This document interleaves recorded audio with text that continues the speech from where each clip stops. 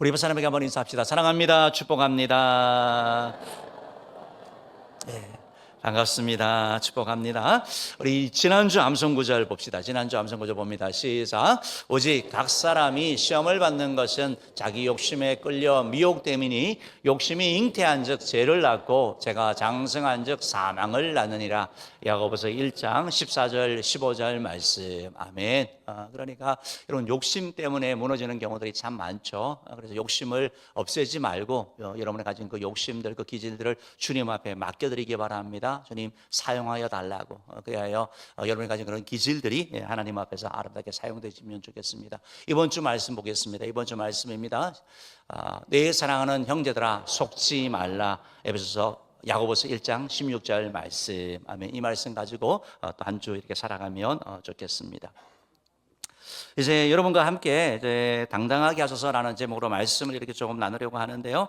이제 우리가 사도행전을 계속해서 읽어가고 있습니다. 그러면서 사도행전 하면서 여러분 기억하시면서 예수님이 승천하시고 나서 승천하시면서 제자들에게 아버지의 약속하신 걸 기다리라라고 말씀하셨죠. 그래서 그 약속을 듣고 마가다락방에 모여서 기도했습니다. 그런데 그 기도가 우리가 그냥 식사 때 하는 그런 기도가 아니고 정말 간절하게 전심으로 하나님 앞에 나갔더니 정말 오순절이 되었을 때 하늘에서 불처럼 바람과 같은 성령이 그들 가운데 임하게 됩니다. 성령의 임재로 말미암아 그들이 전에 하지 않았던 언어로 말을 하기 시작합니다. 방언의 역사가 일어나게 되는 것이죠. 그리하여 이 방언을 하면서 나가서 사람들에게, 오순절에 온 사람들에게 바로 예수님이 메시아라는 것을 전하게 됩니다. 특별히 베드로의 설교를 들은 많은 사람들이 약 3천 명의 사람이 바로 예수를 믿었다라고 말하는 것처럼, 회개했다라는 것 말처럼 회개하고 예수를 믿으면 너희가 죄 용서 받는다는 그 말씀을 듣고 3천 명이 되는 사람이 돌아오는 성령의 이런 놀라운 역사가 일어났던 것이죠. 성령 하나님은 우리 삶 가운데 은사를 줍니다. 방언의 은사만이 아니라 사랑의 은사, 또 동역의 은사, 여러 가지 이런 은사를 주신다는 사실을 기억하시고 성령님의 임재를 사모하시기를 바랍니다. 그 성령 하나님께서는 또한 이 제자 공동체 가운데 바로 기적을 행하여 주셨습니다. 그 기적은 바로 내적인 기적이고 외적인 기적인 겁니다. 바로 예수님을 잘 믿던 베드로와 요한이 성령의 충만함으로 말미암아 변했습니다. 신앙이 달라졌습니다. 기도하는 것, 또 주님 앞에 봉사하는 이런 일들이 기쁘고 즐겁게 되었습니다. 억지로 하는 것이 아니라 가벼운 마음으로 해나가게 됩니다. 영적인 힘이 생긴 것을 말하고 있습니다. 아울러서 하나님 앞에 나아가는데 예수님의 이름에 대한 그 확신이 달라졌습니다. 예수의 이름의 그 권세에 대한 그 뜨거운 그런 흔들리지 않는, 비교할 수 없는 그런 확신이, 정말 세상이 뺏어갈 수 없는 확신이 그들 가운데 있음으로 말미암아 정말 믿음의 사람으로 내적으로 변하게 된 것을 보게 되는 거죠. 이렇게 변화된 베드로와 요한이 바로 성령의 충만한 가운데 나타나지 않습니까? 성전에 기도하러 가다가 그 가운데 앉아있던 안진뱅이를 볼 때 그들 마음 가운데 기도하고 싶은 마음이 생기는 거죠. 그래서 은과금은 내게 없거니와 내게 있는 것으로 내게 명하노니 일어나 걸으라고 선포하면서 그를 일으켜 세울 때 그가 일어나게 되는 기적이 일어나게 되는 거죠. 바로 내적인 기적이 바로 외적으로 나타나는 것을 보게 됩니다. 성령 하나님은 지금도 우리 한 사람 한 사람의 심령을 변화시킬 뿐만 아니라 우리의 삶 가운데 여러 가지 문제들을 치료하시고 일하시는 바로 기적을 행하시는 것을 믿으시기를 바랍니다. 성령 하나님은 또한 바로 기회를 주시는 분인 걸 말씀드렸는데요. 바로 이렇게 베드로와 요한이 안진뱅이를 일으키자, 이 안진뱅이는 성전 미문에 앉아있는 너무나 유명한 사람이었거든요. 그러니까 사람들이 다 아는 사람이에요. 그런데 안진뱅이가 일어나서 걸으면서 성전에 들어가서 찬양을 하고 계속 베드로와 요한을 따라다니는 거예요. 베드로 요한을 따라다니는 사람들이 보니까 이 사람을 아는 사람이에요. 성전에 앉아가지고 맨날 구걸하던 사람인데 저 사람이 걸어다니네? 그러면서 하는 얘기가 어떻게 났냐 할 때 바로 베드로와 요한이 낫게 했다라는 거예요. 그러니까 사람들이 막 몰리기 시작하고 주목하기 시작하지 않습니까? 바로 그때 성령 하나님께서는 베드로에게 바로 예수 그리스도의 복음을 전할 수 있는 기회로 사용하게 하시는 거예요. 자기 자신을 자랑하고 드러내고 나를 우러러봐라, 내가 했다, 이것이 아니라 바로 예수님이 일을 했다라고 전하게 되는 것이고, 그들에게 바로 예수 그리스도의 이름을 전할 뿐만 아니라 바로 그들에게 바로 회개할 기회를 주는 것입니다. 너희가 과거에 잘못했지만 회개하고 돌이키면 다시 너희들이 회복되어질 것이고 다시 살아날 것이고 다시 시작할 수 있다 라고 하면서 바로 회개의 메시지를 전하는 그런 기회로 사용하게 된다라는 것입니다. 이런 베드로가 복음을 전하는 기회로 삼고 회개의 기회로 삼아서 말씀을 전했을 때 많은 사람이 그 말씀을 듣고 예수님을 구주로 영접하고 회개함으로 말미암아 많은 믿는 자가 생긴 것이 지금 사도행전에 나타나는 그런 내용들입니다. 오늘은 바로 그 현장들 가운데 계속해서 복음을 전하고 이렇게 있는데 그걸 불쾌하게 여기는 바로 사도개인들과 우리 제사장들이 이 그룹들이 있었거든요. 제사장 그룹들이 있었거든요. 그래서 이들을 베드로와 요한을 잡아갑니다. 잡아서 사내들인 공회에서 이들을 신문합니다. 그리고 이들에게 예수 이름으로 전하지 말라라고 얘기를 하는데 그 공포스러운 어떻게 보면 그 위협되는 그런 환경 가운데서도 당당하게 자기의 신앙을 지켜나가며 할 말 다 하는 그곳에서도 또 예수님을 증거하는 베드로와 요한의 모습이 있는 것입니다. 그래서 오늘 저와 여러분은 함께 이 말씀을 보면서 같이 당당함에 대한 내용들을 좀 살펴보려고 합니다. 여러분 당당함이다라고 할 때 반대가 뭘까라고 생각할 때 자신감 없음, 소극적, 소심함, 움츠려듦, 할 말 못함, 뭐 이런 것들이 당당하지 못한 그런 반대의 개념이 아닌가 생각을 합니다. 내 삶에 있는 어떻게 보면 내적인 그러한 자신감, 어떻게 보면 내적으로 당당함이라고 볼 수 있는 것이죠. 하나님의 자녀라는 그런 당당함, 하나님의 특별한 은혜를 누린다는 그런 당당함이 있는 사람하고 없는 사람은 다른 것을 보게 됩니다. 인터넷에 이렇게 좀 찾아보니까 당당해지는 법, 당당함에 대한 내용들이 이렇게 있더라고요. 사람은 당당해지기를 원하잖아요. 내 모습 보고 움츠려드는 것이 아니라 당당해지기를 원하는데 내용을 이렇게 보니까 당당한 사람은 얼굴 표정부터 다릅니다. 길거리 다니는 사람들을 보면 자신감 있는 표정으로 힘차게 걷는 사람이 있고 풀이 죽어서 힘없이 걷는 사람이 있습니다. 당당해지려면 나 스스로에게 당당하십시오. 그러기 위해서 나 자신을 믿어야 됩니다. 그리고 내가 하는 일에 긍지를 가져보시기 바랍니다. 그것이 어떤 일이든지 긍지를 가지면 당당해진다라고 이렇게 얘기를 하고 있습니다. 그러면서 그 일반적인 방법에 있어서 당당해지는 법 이런 게 있더라고요. 그래서 하는 내용이 보니까 환하게 웃어라. 그러면 당당해진대요.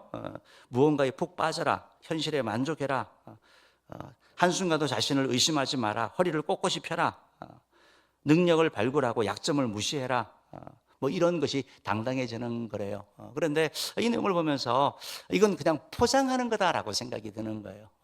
진정한 당당함은 내면에서 나오는 것인데 내면이 아니라 외적으로 당당해 보이는 것에 대한 말씀이라는 것이죠. 그런데 오늘 우리가 읽은 성경을 보면 바로 예수님의 제자였던 베드로와 요한이 이런 이건 당당해지려고 연습해서 되는 게 아니고 성령 하나님이 그들을 당당하게 하신 거예요. 그래서 성령 하나님은 우리 가운데 오셔서 우리를 당당하게 하시고 우리가 누군지 알게 하시고 우리를 깨닫게 하시는데 우리의 내면의 변화를 주는 걸 말씀하고 있거든요. 만약에 이런 기준이라고 한다면 내가 가진 것이 없고 내가 좀 아프고 그렇다고 하면 당당해질 수가 없는 거잖아요. 그렇지만 성령 하나님은 그럼에도 불구하고 내가 없음에도 불구하고 가난함에도 불구하고 그럼에도 불구하고 우리를 당당하게 하시는 분이 바로 성령님인데요. 우리 오늘 그 말씀들을 이렇게 좀 나눠보려고 합니다. 오늘 이제 말씀 이렇게처럼 이제 교회가 이렇게 막 베드로와 요한의 설교를 통해서 막 부흥하고 성장하잖아요. 3천 명의 사람이 있다고 하고 또 좀 더 읽어보면 5천 명이 되는 사람이 막 예수 믿게 되고 많은 사람이 이게 모이게 되니까 누가 가장 싫어하겠습니까? 마귀가 싫어하는 거죠. 그래서 마귀는 항상 교회가 성장하고 평안하고 뭘 잘 돼가면 방해를 하려고 합니다. 그래서 한 것이 뭐냐면 바로 어려움을 주는 거예요. 오늘 1절 말씀 우리 한번 읽어봅시다. 1절부터 3절 말씀 한번 읽어봅시다. 시작. 사도들이 백성에게 말할 때에 제사장들과 성전 맡은 자와 사두개인들이 이르러 예수 안에 죽은 자의 부활이 있다고 백성을 가르치고 전함을 싫어하여 그들을 잡음에 날이 이미 저물었으므로 이튿날까지 가두었으나. 여러분 이 배경을 다시 아셔야 되는데 이것이 여기가 배경이 어디냐면 계속 말씀을 전했잖아요. 이게 바로 솔로몬 행각입니다. 우리 지난주 봤죠. PPT 한번 좀 보여주시면 좋겠는데요. 보이는 것처럼 솔로몬 행각이에요. 그러니까 솔로몬 행각으로 불리는 것을 말하는 거거든요. 그러니까 헤롯 성전이 거대한 곳인데 저기서 많은 사람이 이렇게 모여 있는 그곳에서 바로 지금 베드로와 요한이 바로 이렇게 말씀을 전하고 있을 때 바로 예수님에 대한 예수를 믿고 죽으면 예수님처럼 부활 부활한다라는 거예요. 예수님이 하나님의 아들이라는 거예요. 예수님을 믿으면 재산 받는다는 거, 이걸 전하니까 이걸 싫어하는 사람이 바로 제사장과 성전 경비대장과 사두개인들이 와서 베드로와 요한을 체포하게 되는 것을 보게 되는 것입니다. 바로 산헤드린 공회가 이들을 체포한 것을 보게 되는데요. 근데 이날 날이 어두웠어요. 저녁이었기 때문에 그날 재판을 할 수 없기 때문에 다음날 재판하겠다고 감옥에 넣어두게 됩니다.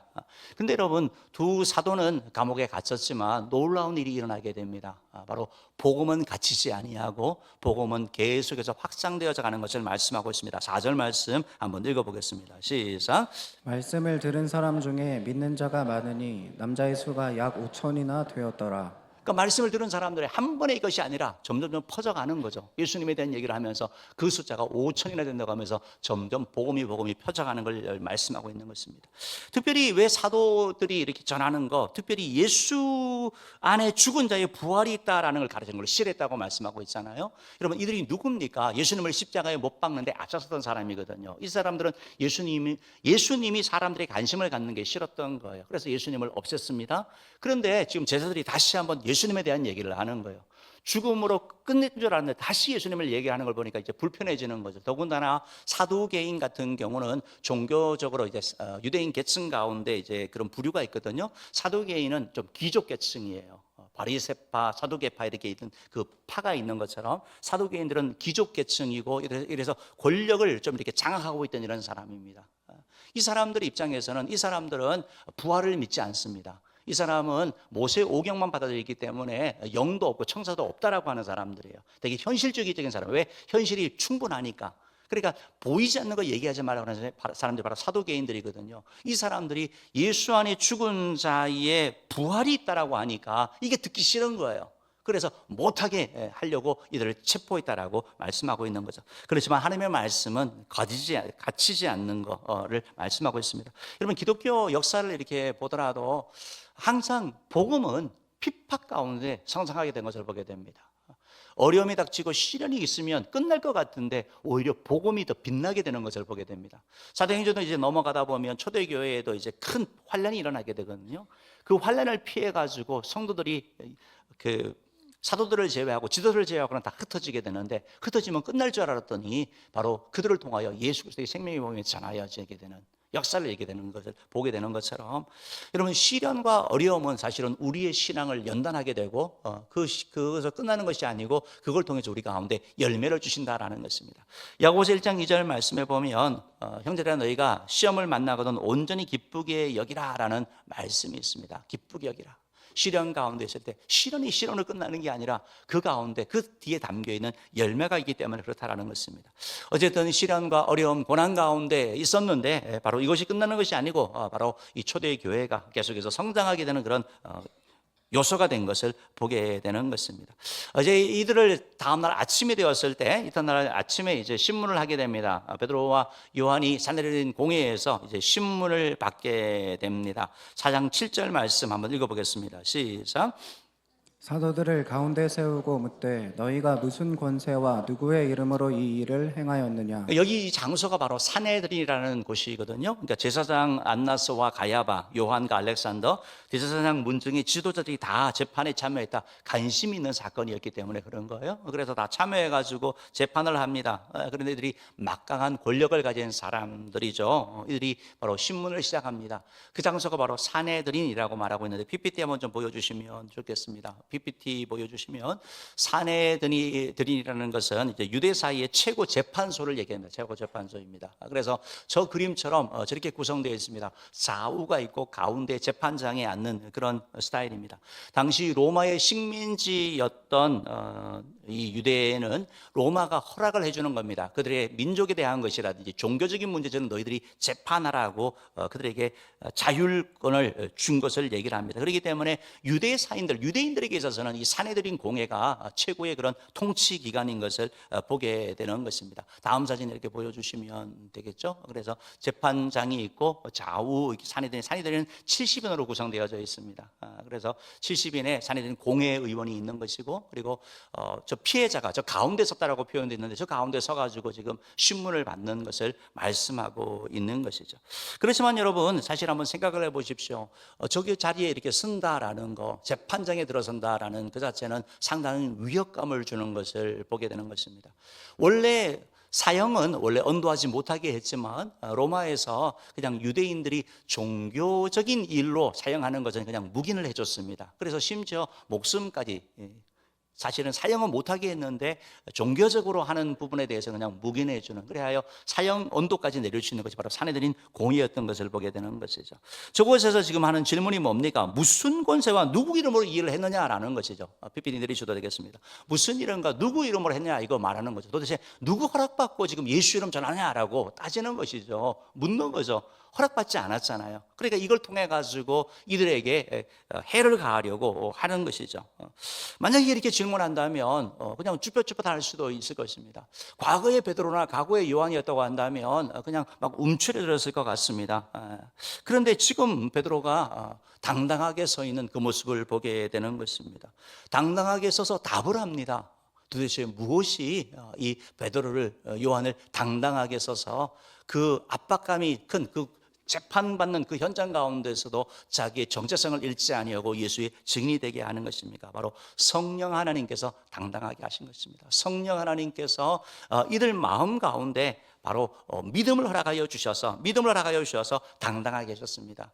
전에 이제 예수 이름을 알고 있었지만 이제 성령의 역사로 말미암아 바로 예수님이 누구신지에 대한 확고한 믿음이 이들 가운데 들어가게 된 것을 보게 됩니다. 누구 권세로 이걸 하느냐라고 얘기를 할 때 이들이 답을 하게 되는 것을 보게 되는데요. 우리 10절 말씀 한번 읽어봅시다. 10절 읽어봅니다. 시작. 너희와 모든 이스라엘 백성들은 알라. 너희가 십자가에 못 박고 하나님이 죽은 자 가운데서 살리신 나사렛 예수 그리스도의 이름으로 이 사람이 건강하게 되어 너희 앞에 섰느니라.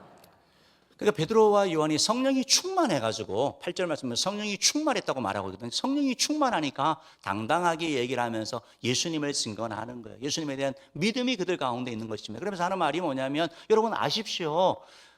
이 사람이 어떻게 이렇게 구원받았다는 말이 나음을 입었느냐 한다면, 병에서 고침을 받았냐고 하면 바로 예수님으로 말미암아. 여러분들은 십자가 못 박아 죽였지만 하나님께서 부활하게 하신 그 예수 그리스도의 이름으로 말미암아 이 사람이 건강하게 되어서 회복되어서 이 자리에 있습니다라고 답을 하는 것이죠.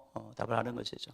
너무나 이런 놀라운 그런 답을 그들이 한 것을 보게 됩니다. 바로 예수 이름을 높여드리는 거죠. 바로 예수 이름으로 말미암아 이 일이 이루어졌다라고 말하고, 또한 너희들이 십자가에 못 박은 예수라고 하면서 그들의 죄를 지적하는 것을 보게 되는 것입니다. 베드로는 성령 충만하여서 계속해서 얘기를 하면서 예수님에 대한 소개를 합니다. 11절 말씀 읽어봅시다. 시작. 이 예수는 너희 건축자들의 버린 돌로서 집 모퉁이의 머릿돌이 되었느니라. 예수님이 도대체 누구냐 할 때 건축자의 버린 돌 같은 자라는 겁니다. 여러분 건축하는 사람이 건축을 하다가 쓸모없다고 해서 버리는 게 버린 돌이거든요. 그런데 그 돌이 집 모퉁이 돌이 되는 것처럼, 머릿돌이 되는 것처럼 이건 시편 122편을 인용하는 거거든요. 메시아 시편인 겁니다. 그러니까 다시 말해서 하나님의 아들인 예수님이 이 땅 가운데 오셨는데 마치 건축자가 이게 필요 없다라고 말하는 것처럼 싫어해서 예수님을 십자가에 못 박아 죽인 것을 얘기를 하고 있는 것이죠. 그렇지만 하나님께서 그를 다시 살리심으로 말미암아 끝난 게 아니라 그 부활하게 하심으로 말미암아 바로 성전의 머릿돌이 되게 했다, 기둥이 되게 했다라고 주님께서 말씀하고 있는 것을, 베드로를 통해서 말씀하고 있는 것을 보게 되는 것입니다. 사실은 이게 되게 의미가 있는 것입니다. 바로 예수님께서 이런 말씀을 하셨어요. 요한복음 2장 19절 말씀 보면 이런 말씀이 있습니다. 읽어봅시다. 시작. 예수께서 대답하여 이르시되 너희가 이 성전을 헐라 내가 사흘 동안에 일으키리라. 그러니까 예수님이 말씀하신 거예요. 너희가 이 성전, 헤롯 성전을, 그 거대한 성전을 헐면 내가 사흘 만에 일으킨다라는 거예요. 말이 되는 얘기예요. 그걸 재료 준비하고 하는 거 있을 수가 없는 일이에요. 그런데 이 성전이 누구를 위한 거예요? 자기 자신을 대하여 말한 거예요. 그러니까 참된 성전이 바로 예수님인 것을 말씀하면서 예수님은 십자가에 죽으셨지만 사흘 만에 살아나심으로 말미암아 우리의 죄와 저주를 대신 지고 죽으시고 살아나심으로 말미암아 이 말씀에 성취를 하시는 것이죠. 이 말씀을 이루어 주심으로 말미암아 바로 예수님이 교회의 머리 되시는 것이고 예수님이 바로 우리의 구원의 길이 되는 것을 말씀하고 있습니다. 과거에는 짐승의 피를 흘리고 구원받았지만 이제 예수의 피로 말미암아 우리가 제사함 받고 주의 은혜를 누리게 되는 것을 말씀하고 있는 것이죠. 그러면서 베드로가 하는 말이 뭐냐면 건축자의 버린 돌처럼 되었지만 짐 모퉁이 돌이 된 것처럼 바로 예수님이 바로 우리의 구세주가 되고 바로 우리의 구원자가 된다라는 귀한 말씀을 전하는 것이죠. 더 나아가서 베드로가 이런 말씀을 하는 거예요. 12절 말씀도 읽어봅시다. 시작. 다른 이로서는 구원을 받을 수 없나니 천하 사람 중에 구원을 받을 만한 다른 이름을 우리에게 주신 일이 없음이라 하였더라. 다른 이로서는 구원을 받을 수 없다라고 그가 고백을 하고 있는, 선포하고 있는 것입니다. 그러니까 지금 이 사람, 이 지금 안진뱅이가 이렇게 일어난 게 뭐냐, 왜 일어났느냐 하면 바로 예수님 외에는, 예수님 이름 외에는 구원받을 수 없다는 걸 보여준다라는 거예요. 우리의 죄를 대신 지시고 십자가에 죽으신 예수님, 3일 만에 부활하신 그 예수님만이 우리를 구원할 능력이 있다라는 거예요. 우리를 천국으로 이끄는 이름은 누구냐? 오직 예수님밖에 없다라고 그가 고백하고 선포하고 있다라는 것입니다. 그러면서 천하의 구원 얻을 만한 다른 이름을 우리에게 주신 일이 없기 때문에 여러분들도 예수님을 믿어야지 예수님을 통해서 구원받는다는 아주 강력한 메시지를 그들 가운데 전한 것을 보게 되는 것이죠. 여러분, 베드로가 어떻게 이렇게 되었고 어떻게 이렇게 선포하셨으면 바로 성령 하나님이 그 가운데 역사하심으로 말미암아 믿음을 주셨기 때문에 그런 거예요. 바로 예수 그리스도에 대한 믿음, 예수 그리스도의 확신이 그 마음 가운데 있을 때 그가 흔들리지 아니하고 그가 바로 이런 위협되는 그런 상황 가운데서 당당하게 예수 이름을 고백한 것을 보게 되는 것이죠. 여러분, 사실은 베드로가 이전에도 이런 비슷한 고백을 한 거 여러분 아마 아실 것입니다. 예수님 제자들에게 물어보면서 너희는 나를 누구라 하느냐, 사람들이 나를 누구라 하라 할 때 뭐 세례 요한, 뭐 선지자 중에 하나 엘리야, 뭐 이런 여러 얘기를 할 때 베드로가 얘기를 합니다. 주는 그리스도시요 살아계신 하나님의 아들이시다라고 고백을 하는 거죠. 그래서 주님이 칭찬하시죠. 바요나 시몬아, 내가 복이 있다고. 이를 내게 알게 하는 네가 아니라 하늘에 계신 내 아버지가 알게 하시다고 칭찬하십니다. 여러분, 그렇게 신앙을 고백을 했잖아요. 그렇지만 예수님이 시몬 받을 때 예수님을 부인하고 도망가고 하는 이런 연약한 모습을 보이지 않았습니까? 어떻게 이랬던 베드로가 지금 그 압박감이 강한 그 법정 앞에서 이렇게 고백을 할 수 있냐라는 거예요. 저도 한 20여 년 전에 법정에 한번 선 적이 있거든요. 법정에 이렇게 증인으로 간 적이 있습니다. 그래서 그때 이제 어떤 제가 섬기던 교회의 어떤 수양관 문제 때문에 춘천 법정에 목사님이 가자 그래서 같이 가서 제가 증언을 이렇게 했는데 법정에 처음 서니까 되게 부담스럽더라고요. 죄 지은 것도 없는데 그 권위가 있잖아요. 권위가 사람을 막 누르더라고요. 여러분, 지금 베드로는 뭐 그게 법정은 몇 명 안 됐는데 지금 산해린 공회가 35명에서 70명에다가 대제사장 문중도 있고 그 엄청난 압박 가운데서 이렇게 예수님을 전할 수 있는 거 바로 성령님께서 그에게 확고한 믿음을 주신 거예요. 그가 베드로가 성령님께서 이 믿음을 주시는 걸 말하고 있다는 겁니다. 여러분, 성령 하나님께서 우리에게 믿음을 주셔야지 흔들리지 않는다라는 겁니다. 사랑하는 성도 여러분, 우리가 답을 할 수 있죠. 누가 우리를 구원합니까? 예수님. 그런데 그 고백이 그냥 입술의 고백이었는데 지금 이 베드로의 고백은 그런 고백이 아니에요.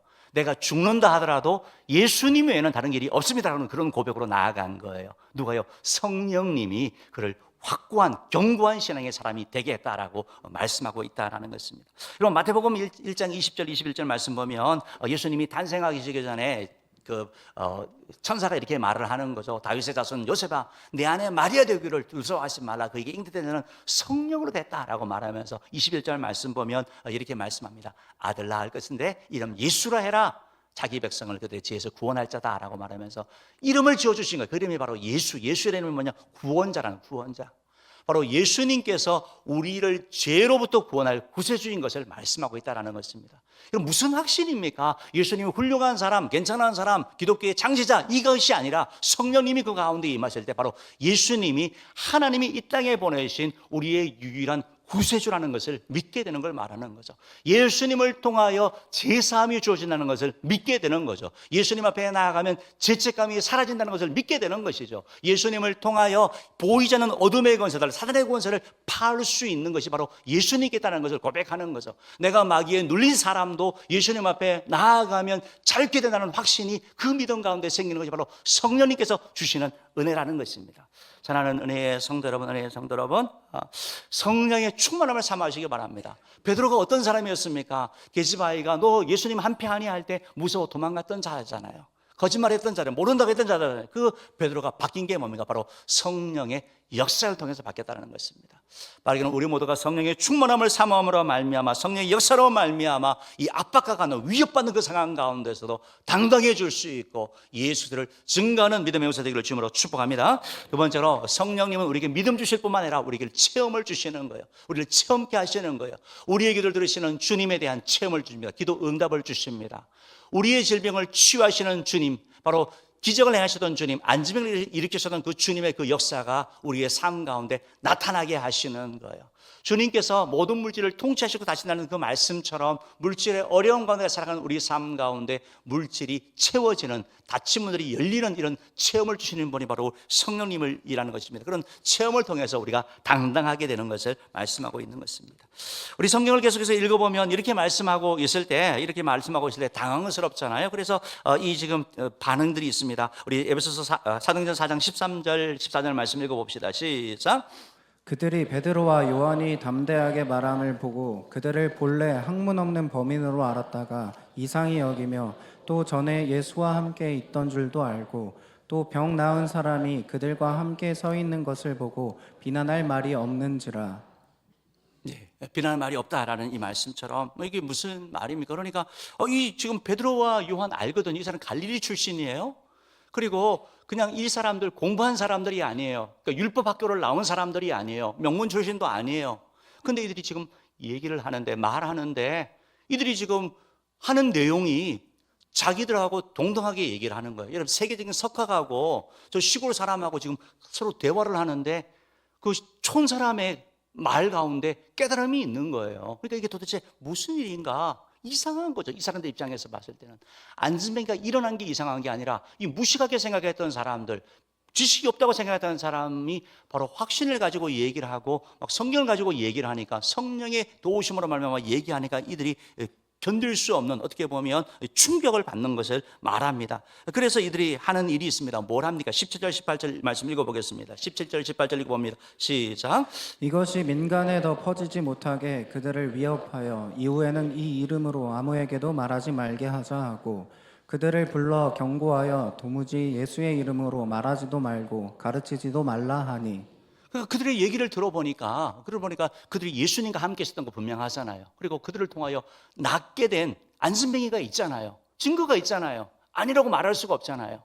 그러니까 이들이 한 얘기가 뭐냐면, 그러면 우리가 이 사람들을 불러가지고 우리가 타협을 하자. 이 사람들에게 내가 풀어줄 테니까 절대 예수 이름으로 말하지도 말고 가르치지도 말라. 예수 이름 증거하지 말라. 더 이상 퍼지지 않게 하자라고 이들이 타협안을 제시하게 되는 것입니다. 여러분, 어젯밤에 갇혀 있을 때 힘들었죠. 내가 풀어줄 테니까 다시는 예수 이름으로 전하지 마십시오. 예수 부활이라든지 예수 믿으면 제사함받는, 예수 믿으면 문제가 해결되는, 예수 믿으면 뭐 기적을 베푸는 이런 얘기 하지 마십시오 라고 얘기를 한 거죠. 만약에 여러분이라면 어떻게 할 것입니까? 아마 어떻게 그런데 들어가 보면 그냥 나오고 싶다 이런 생각이 들지 않겠습니까? 베드로와 요한이 이렇게 얘기를 합니다. 19절 말씀 읽어봅시다. 시작. 베드로와 요한이 대답하여 이르되 하나님 앞에서 너희의 말을 듣는 것이 하나님의 말씀을 듣는 것보다 옳은가 판단하라. 이 말씀이 너무 귀한 말씀이더라고요. 하나님 말씀 듣는 게 옳지 너희들 말 듣는 게 옳겠니? 라고 얘기하면서 하나님 앞에 삶을 선포하는 거예요. 여러분, 이게 어떻게 이게 제대로 뭐 엄청나게 지혜로운 사람도 아니고 그냥 우리가 흔히 아는 그냥 베드로 고기 잡던 사람이잖아요. 그 사람 입에서 어떻게 이런 말이 나오냐고요. 그러니까 말 자체가 너무 놀라운 거예요. 그러면서 그가 한 선포하는 내용이 뭐냐면 하나님의 말씀 듣는 것이 옳은가? 하나님 앞에 삶을 살겠다라는 거예요.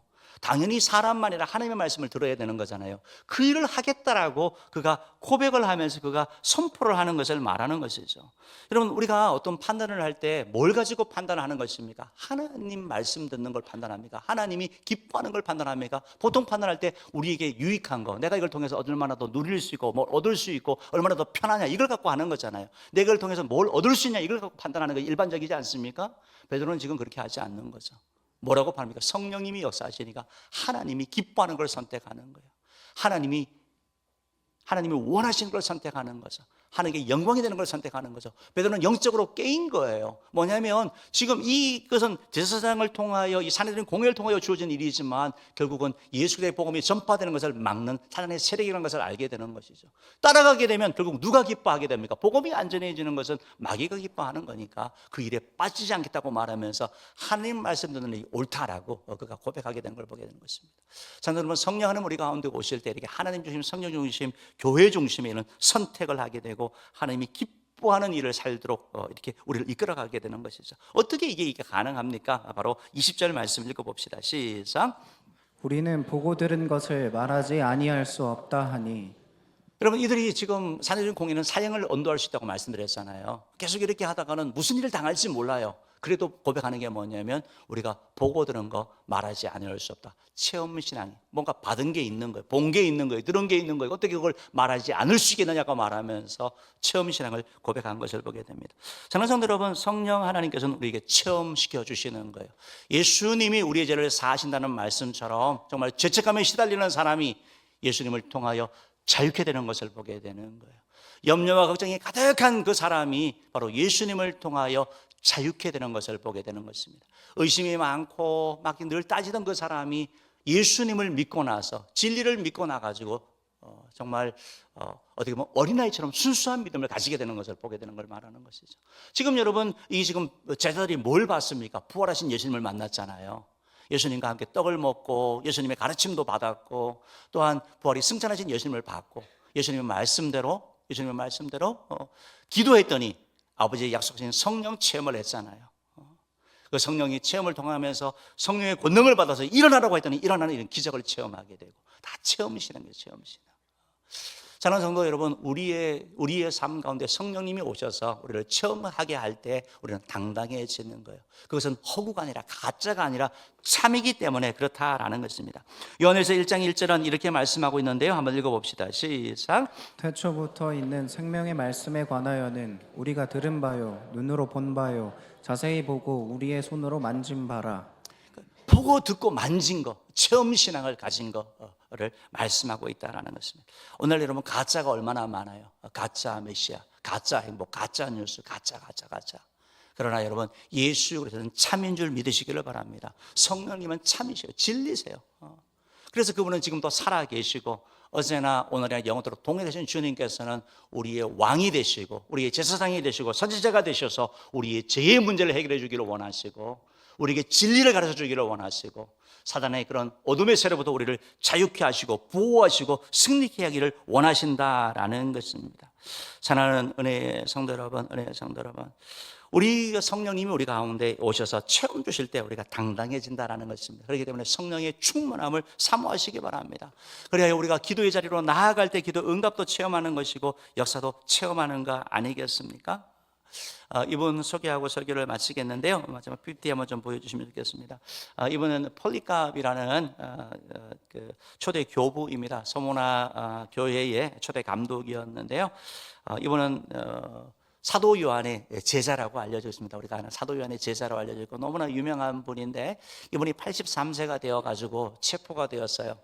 그리고 나서 83세 그 노인이니까 그 사형을 집행하는 그 집행관이 얘기를 합니다. 연세도 있고 그러니까 예수를 한 번만 부인하라고 그러면 풀어주겠다라고 얘기를 합니다. 그때 이제 폴리갑이 이런 얘기를 하거든요. 주님께서는 지난 83년 동안 한 번도 나를 부인하지 않으셨는데 내가 어찌 주님을 부인할 수 있겠습니까? 라고 고백을 하고 화형을 당해서 죽어가는 그 순간에도 주님을 부인하지 않았다고 얘기를 하고 있습니다. 사랑하는 성도, 어떻게 이런 일이 가능합니까? 성령이 충만할 때, 성령이 임할 때 가능하다는 것입니다. 사랑하는 성도 여러분, 바라기는 저와 여러분이 성령의 충만함을 사모하시고 그리하여 정말 믿음을 더하여 달라고 예수 그리스도의 절대적인 믿음을 우리가 소유하게 되고 또 체험함으로 말미암아 당당한 신앙인 되어서 예수님을 어떤 상황에서도 드러내고 증거하는 우리 모두 되기를 주님으로 축복합니다. 기도하겠습니다.